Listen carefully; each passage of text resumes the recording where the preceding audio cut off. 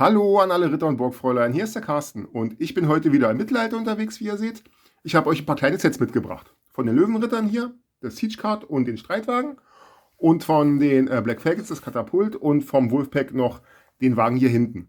Ja, und warum habe ich die mitgebracht? Ganz klar, weil ich die natürlich total cool finde. Das sind alles so eine kleinen Ergänzungssets, die man damals 80er, Anfang der 90er Jahre kaufen konnte, um seine Lego-Mittelalterwelt zu vervollständigen, beziehungsweise auch um die großen Ritterburgen, die es damals gab, so ein bisschen mit Leben zu erfüllen.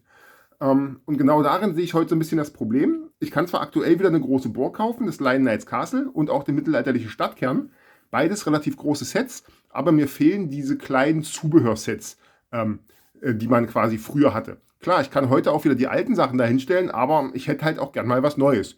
Und da bietet mir Lego aktuell halt eigentlich gar nichts. Ja, und deswegen habe ich mir mal selbst Gedanken gemacht und bin dann auf eine Idee gekommen. Ich war nämlich gerade dabei zu überlegen, wie ich für meine Mittelalterwelt die Stadtmauer baue. Ja, und die Stadtmauer ist natürlich relativ groß. Und da war meine Idee halt, dass ich das Ganze modular mache. Deswegen habe ich als erstes mal diesen kleinen Abschnitt hier gebaut. Der ist relativ simpel, steht auf einer 6x12er Platte. Einfach nur die Bricks aufeinander, vorne ein paar Bögen dran und die Schießscharten. Hier hinten dran der Wehrgang, wo halt der Verteidiger drauf steht.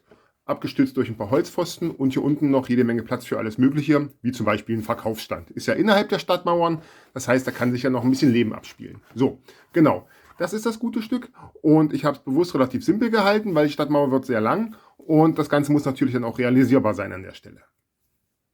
Naja, und das mit der Realisierbarkeit, das habe ich gleich erstmal getestet. Und zwar habe ich einen zweiten Abschnitt gebaut. Der ist komplett identisch. Und die beiden kann ich jetzt hier über diesen Technikbrick so zusammenfügen. Zack, und schon hat sich die Stadtmauer einmal wesentlich vergrößert. Genau. Was man jetzt noch bräuchte, ist hier quasi ein weiteres Modul, was über Eck geht, wo vielleicht sogar noch ein Stadttor drin ist. Und auf diese Art und Weise könnte man denn seine eigene mittelalterliche Stadt oder das fertige Stadtzentrum, was es da gibt, mit einer Stadtmauer umgeben und quasi auf diese Art und Weise vor Angreifer schützen. Oder man baut einfach noch eine zweite Verteidigungslinie um seine Burg, vielleicht sogar ums Lion Knights Castle. Genau. Wenn man ganz abgefahren ist, macht man Folgendes. Dann nimmt man den alten Kram, den man noch rumzustehen hat, und baut den auch noch mit ein. Müsste man sich vielleicht noch hier eine Sache überlegen, wie man den Übergang geschickt hinkriegt, aber man könnte es auch so lassen. Von innen würde das Ganze jetzt so aussehen, dass man an der Stelle natürlich schon die fertige Schmiede hat und man hätte hier noch Platz, um weitere kleine Mocks einzubauen, vielleicht einen Stall oder vielleicht einen Marktstand, wo irgendwelche Sachen verkauft werden. Genau. Da ist eure Kreativität natürlich keine Grenzen gesetzt. Denkt euch was aus. Ihr macht das schon.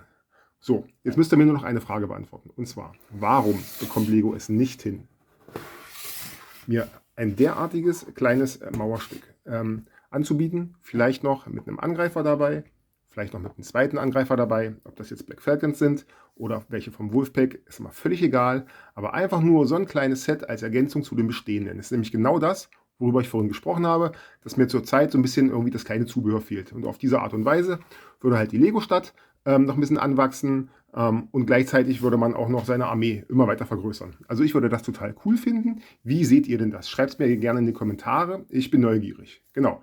Ansonsten soll es das für heute gewesen sein. Ich hoffe, das Video hat euch gefallen. Lasst mir dann gerne ein Like da und abonniert meinen Kanal. Dann verpasst ihr nämlich auch die nächsten Videos nicht, wo ich dann anfangen werde, meine Stadtmauer in meine Mittelalterwelt einzubauen.